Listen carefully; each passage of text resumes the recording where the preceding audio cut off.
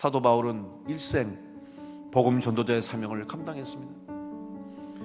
그런데 사도 바울이 그 복음을 전하는 사도로서, 복음 전도자로서 사명을 감당할 때 칭찬받고 인정받고 존경받으면서 그 일을 했던 게 아니에요. 오히려 모함을 받았습니다. 비난을 당했습니다. 뿐만 아니라 모진 박해가 핍박이 있었어요. 감옥에 갇히기도 하고 매를 맞기도 하고 돌에 맞기도 하고 수많은 죽음의 위기를, 고비를 넘기면서도 사도 바울은 절대 굽히지 않고 오히려 감사하며 찬송하며 복음 전도자 사명을 감당했습니다. 어떻게 가능합니까?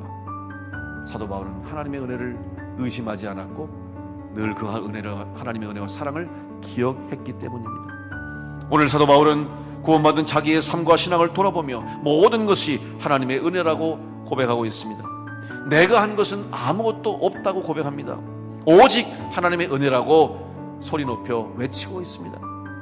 바로 감사가 그의 삶의 기초요, 그의 신앙의 기반이 됐기 때문에 사도 바울은 감사함으로 그 사명을 감당했습니다. 감사하는 성도는 세상을 바라보는 시선과 시각이 달라야 됩니다. 나 중심적인 시각, 또 이기적인 시선을 버리고 세상을 바라볼 때 주님의 시선으로 세상을 바라볼 수 있어야 합니다. 이기적인 눈으로 바라보면 감사할 것이 하나도 없습니다. 사도 바울은 오늘 하나님의 은혜로 자기 삶이 변화되었음을 고백하며 최선을 다해서 다른 사도들보다 더 열심히 수고했다고 고백하고 있습니다. 이유가 무엇입니까? 하나님이 주신 은혜가 헛되지 않았기 때문이라고 고백하고 있습니다.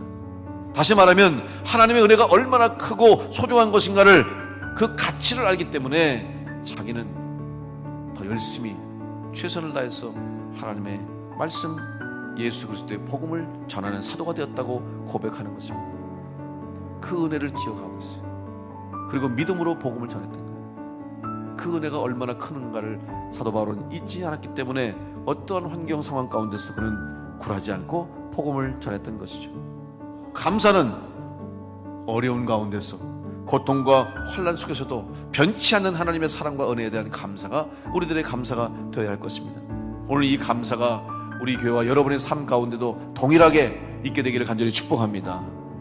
인간적인 생각으로 내가 원하는 것 얻었을 때, 내가 바라는 것을 이루었을 때, 또 내가 생각한 대로 되었을 때 감사는 그런 감사가 아니라 여전히 우리 삶 가운데 부족한 것이 있고 아직도 우리 삶을 힘들게 하는 고통스러운 상황과 해결할 문제와 걱정과 근심들이 눈앞에 있다 할지라도 하나님의 은혜 가운데 하나님이 동행하심으로 여기까지 왔으니 앞으로도 인도하실 것을 믿고 감사할 때 그 믿음대로 하나님이 이루시고 여러분 가운데 해결해 주신 믿고 감사하는 성도 될 수 있기를 간절히 축복합니다.